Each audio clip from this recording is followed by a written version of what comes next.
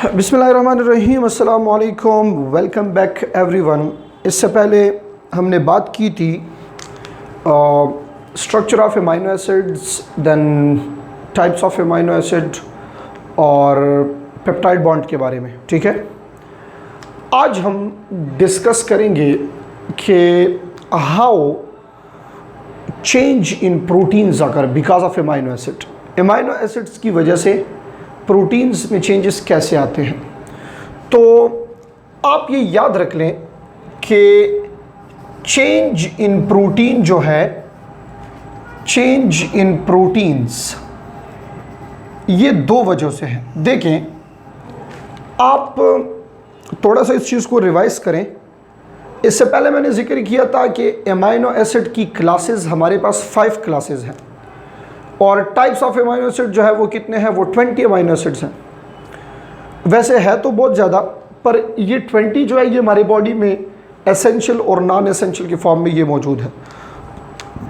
अब याद रखिए कि अगर क्वेश्चन आता है जहन में कि अगर अमाइनो एसिड 20 है तो फिर प्रोटीन्स इतने ज़्यादा क्यों हैं, थाउजेंड्स में, मिलियंस में ये प्रोटीन्स क्यों है, फिर डिफरेंट टाइप्स ऑफ प्रोटीन्स हैं। तो ये क्यों ये एक प्रोटीन दूसरे प्रोटीन से चेंज होता है, आपने इस चीज़ को आज सीखना है। चेंज इन प्रोटीन्स जो है ये दो वजहों से है। एक होता है हमारे पास change in numbers of amino acid and change in sequence of amino acids. अब इसको समझना ज़रूरी है। दो चीज़ें मैंने लिख ली हैं। प्रोटीन्स में जो चेंज आता है वो नंबर्स की वजह से, नंबर ऑफ अमाइनो एसिड्स की वजह से, और सीक्वेंस ऑफ अमाइनो एसिड की वजह से। क्लियर हो रही है बात। हम एग्जांपल ले लेते हैं, एक जनरल एग्जांपल लेते हैं इसको समझने के लिए कि कैसे नंबर्स और सीक्वेंस की वजह से प्रोटीन एक दूसरे से चेंज होते हैं। मैं सपोज कर लेता हूँ मेरे पास एक प्रोटीन है और वो प्रोटीन जो है उसमें ये अमाइनो एसिड्स है। गौर से मेरी तरफ देखें, amino acid A, peptide bond B, फिर बॉन्ड सी, फिर बॉन्ड डी और फिर बॉन्ड ई। इससे बहुत आसानी से आपको समझ आ जाएगी। गौर करें मेरी तरफ, 1 2 3 4 5 इस प्रोटीन में इस वक्त 5 अमाइनो एसिड है और आपको बॉन्ड्स भी नजर आ रहे हैं, 4 बॉन्ड्स हैं। इससे पहले मैंने बताया था कि how to find out number of peptide bonds from amino acid and then number of amino acids from peptide bond. ठीक है, गौर से देखें ज़रा, ए बी सी डी ई, ये आपके पास 5 अमाइनो एसिड्स हैं। मैं एक दूसरा प्रोटीन यहाँ पे बना रहा हूँ और ये प्रोटीन है A B C D E F. अब देखें, इस प्रोटीन में 5 अमाइनो एसिड्स हैं और इस प्रोटीन में कितने हैं, 6 अमाइनो एसिड्स हैं। तो ये हमारे पास दोनों प्रोटीन्स एक दूसरे से क्या है, ये एक दूसरे से डिफरेंट है। किस वजह से डिफरेंट है, गौर से देखें। There is a difference between these two proteins and this difference is actually because of numbers of amino acids. इन दोनों के नंबर्स क्या है, ये डिफरेंट है। So this two proteins are different from each other. अब मैं एक और प्रोटीन लिख रहा हूं, वो प्रोटीन कौन सा है, गौर से देखिए मेरी तरफ। एक और प्रोटीन हमारे पास ये है कि इसमें अमाइनो एसिड्स हैं A B D C E F. बिल्कुल गौर से देखिए, इस प्रोटीन में 6 अमाइनो एसिड्स हैं, इस प्रोटीन में भी 6 अमाइनो एसिड्स हैं, दोनों में 6 अमाइनो एसिड्स हैं। अब नंबर तो सेम है, क्या ये दोनों प्रोटीन सेम है एक दूसरे से? No, they are different from each other. Why? इसमें सीक्वेंस ऑफ अमाइनो एसिड देखिए, ए के बाद बी है, बी के बाद सी है, सी के बाद डी है। इसमें क्या है, ए के बाद बी है, बी के बाद डी है, डी के बाद सी है। तो नंबर ऑफ अमाइनो एसिड्स तो वही है, बट इनके दरमियान जो सीक्वेंस है वो क्या हो गया है, वो चेंज हो गया है। Now there is a difference between these two proteins as well. इन दो प्रोटीन्स में भी डिफरेंट है और ये दो प्रोटीन्स जो है एक दूसरे से डिफरेंट क्यों है? This is because of sequence of amino acids. अब ये अमीनो एसिड्स के सीक्वेंस की वजह से, तो दो चीज़ें आपने क्लियर कर लेनी है। हमारे पास दो तरह के डिफरेंसेस हो सकते हैं। Proteins are different from each other because of number of amino acid and because of sequence of amino acid. अब आपने जो दो बातें याद करनी है वो ये है, अगर एमसीक्यू आ जाए कि difference between amino acids is because of, जो अमीनो एसिड्स के दरमियान में डिफरेंस है वो किस वजह से है, तो उसका करेक्ट आंसर होगा आर ग्रुप, क्योंकि एक अमीनो एसिड दूसरे से डिफरेंट होता है आर ग्रुप की वजह से।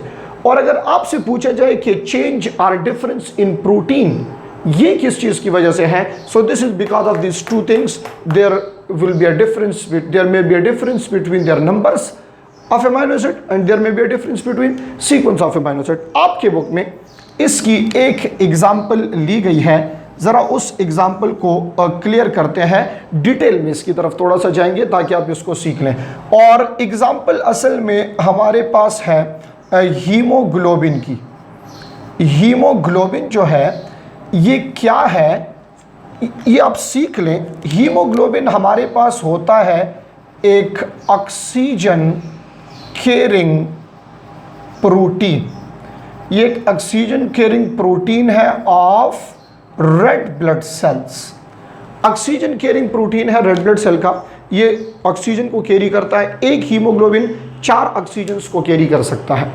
अगर मैं आपको इसका नॉर्मल स्ट्रक्चर बताऊं तो इसके अल्फा चेन में 141 अमीनो एसिड्स हैं, दूसरे अल्फा में भी 141 है, फिर इसके बीटा चेन में 146 और दूसरे बीटा चेन में भी 146 अमीनो एसिड्स हैं। ये आप टोटल करके देख लें तो इसमें टोटल अमीनो एसिड 574 है, ठीक है। और इसका जब ये नॉर्मल होगा तो आपका जो नॉर्मल हीमोग्लोबिन है, ये नॉर्मल हीमोग्लोबिन का शेप ये आपके पास ऐसे एक शेप होगा। ये नॉर्मल शेप है, स्मूथ है ये स्ट्रक्चर। नॉर्मल हीमोग्लोबिन जो है ये क्या होगा, ये स्मूथ होगा। अब हमने ये देखना है कि इस 574 अमीनो एसिड्स में क्या इसमें बहुत बड़ी चेंज आई है कि ये सिकल सेल एनीमिया बन जाता है, या नहीं इसमें लिटिल चेंज की वजह से। बिल्कुल गौर से देखें और समझें इसको। आप याद रखें कि हम सपोज कर लेते हैं कि हीमोग्लोबिन के लिए ये सपोज पेरेंटल सेल्स हैं, इसके बेस की तरफ जाते हैं कि ये होता कैसे है। ये दो पेरेंटल बॉडीज़ है, ठीक है, मदर फादर, और इसमें ये रेड कलर का जीन जो है ये नॉर्मल हीमोग्लोबिन के लिए है। और सपोज करें कि ये ब्लैक कलर जो एलील आया है ये इन्फेक्टेड हीमोग्लोबिन के लिए, ये रिसेसिव है। ये रेड नॉर्मल डोमिनेंट के लिए है और ये ब्लैक क्या है, रिसेसिव है। दूसरी बात, इस दूसरे पेरेंट में भी ये एक नॉर्मल है और ये दूसरा एलील जो है ये क्या है, ये रिसेसिव। अब होता यूँ है, इस वक्त ये दोनों पेरेंट्स जो है ये क्या है, ये हेट्रोजाइगस है फॉर हीमोग्लोबिन। तो होमोजाइगस डोमिनेंट या हेट्रोजाइगस, इन दोनों से हमारे पास जो एलील्स होते हैं, जो हीमोग्लोबिन आएगा वो नॉर्मल हीमोग्लोबिन होगा।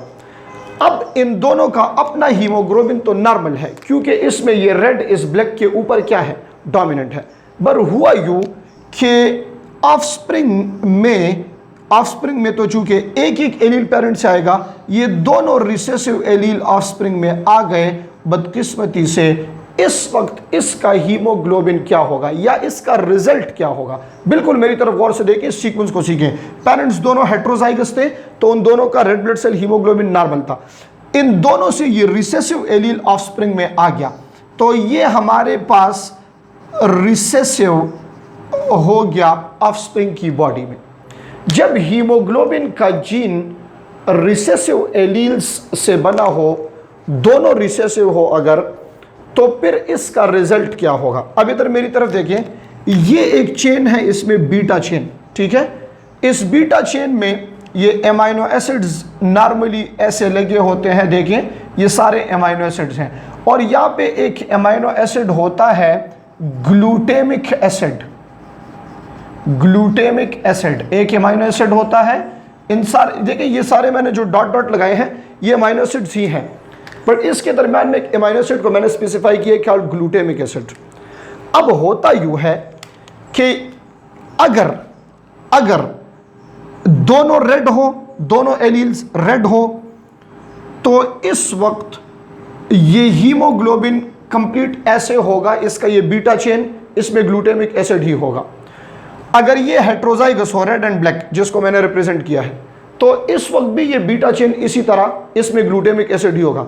बट अगर ये ऐसे आ जाए रिसेसिव फॉर्म में, तो होता क्या है, यहां एक और अमाइनो एसिड प्रेजेंट होता है कॉल्ड वेलिन। ये वेलिन जो है ये आ जाता है इधर और ग्लूटामिक एसिड यहां से बाहर निकल गया। ठीक है, so glutamic acid is replaced by valine. इस बीटा चेन में जो हमारे पास ग्लूटामिक एसिड पड़ा हुआ है वो रिप्लेस हो जाता है किस चीज से, वेलिन से। और ये किस वजह से, this is because of recessive allele. जरा इसको कंफर्म कर लें, फिर बाद में स्टूडेंट्स को मसला होता है। In sickle cell haemoglobin glutamic acid is replaced by valine, बिल्कुल ठीक है। बाद स्टूडेंट इसको ऐसे लिख लेते हैं कि इधर वेलिन लिख लेते हैं और ग्लूटामिक एसिड को इसकी जगह ले आते हैं। तो याद कर लें कि ग्लूटामिक एसिड जब होगा इसमें तो ये नॉर्मल होगा। अब इस रिसेसिव एलील्स की, रिसेसिव जीन की वजह से ये जो ग्लूटामिक एसिड है ये इससे बाहर निकल जाएगा और ये वेलिन इसके अंदर आ जाएगा। तो glutamic acid is replaced by valine. ये सेंटेंस याद रखिए, glutamic acid is replaced by valine. अब आप मुझे ये बताएं कि क्या इसमें number of amino acid change हो गए हैं? नहीं हुए। देखें, पहले भी 574 थे, अब भी 574 है। पहले ग्लूटामिक एसिड था, वही अमाइनो एसिड है, अब एक non polar valine amino acid आ गया है। तो नंबर ऑफ अमाइनो एसिड तो चेंज नहीं हुए। हाँ, चेंज किस चीज में आया है, सीक्वेंस में आया है। यहां ग्लूटामिक एसिड था, अब इसकी जगह यहां पे क्या है, वेलिन है। What will be the result of this little change? इस छोटे से चेंज का रिजल्ट क्या होगा? रिजल्ट इसका हमारे पास ये आएगा कि इस हीमोग्लोबिन का जो नॉर्मल शेप था, ये स्मूथ वाला, ये कन्वर्ट हो जाएगा किस चीज में, यानी न्यू जो हीमोग्लोबिन बनेंगे तो अब वो हीमोग्लोबिन ऐसे होंगे। And this shape of haemoglobin is called a sickle shape. ठीक है, ये शेप हीमोग्लोबिन का क्या है, सिकल शेप है। जब ये सिकल शेप में कन्वर्ट होगा तो ये तो स्मूथ है, वो सिकल शेप क्या होगा, वो रिजिड होगा, रिजिड होगा। ये रिजिड स्ट्रक्चर ऑफ हीमोग्लोबिन ये अब 4 मॉलिक्यूल ऑफ ऑक्सीजन को कैरी नहीं कर सकता। तो ऑटोमेटिकली इस बंदे की ऑक्सीजन कैरिंग कैपेसिटी जो है इसके ब्लड में वो क्या हो गई है, कम हो गई है। और दूसरी बात, ये रिजिड स्ट्रक्चर, सपोज करें ये आपके पास इस तरह ब्लड वेसल्स हैं, यहाँ पे ये ब्लड वेसल्स हैं। तो जब ये blood vessel narrow blood vessel होता है तो ये स्मूथ तो इसमें आसानी से यहाँ ऐसे मूव कर लेता है, बट ये रिजिड स्ट्रक्चर यहाँ आके इसमें फंस जाएगा। जब यहाँ इसमें स्टक होगा, इसके अंदर फंस जाएगा, तो ब्लड फ्लो भी इससे डिस्टर्ब होगी। Simple is that this is जो ये रिजल्ट होगा इस म्यूटेशन का, this is actually called sickle cell anaemia, जिससे ऑक्सीजन कैरिंग कैपेसिटी भी बहुत ज़्यादा क्या हो जाती है, कम हो जाती है। क्लियर हो रही है बात? अब इस केस में हमारे पास हीमोग्लोबिन नॉर्मल में भी 574 अमाइनो एसिड है, हीमोग्लोबिन सिकल जो है उसमें भी 574 है। तो आप इस बात को समझ लें कि a little change, there will be a change in number of amino acid or a change in sequence of amino acid। इसकी वजह से हमारे पास क्या हो सकता है, इतनी बड़ी चेंज जो है ये आ सकती है इस प्रोटीन में। So change in protein is because of amino acids number और सीक्वेंस ऑफ अमाइनो एसिड। इसके बाद हमने जाके आज पढ़ना है shape of protein and structure of protein. उसकी तरफ आते हैं ज़रा।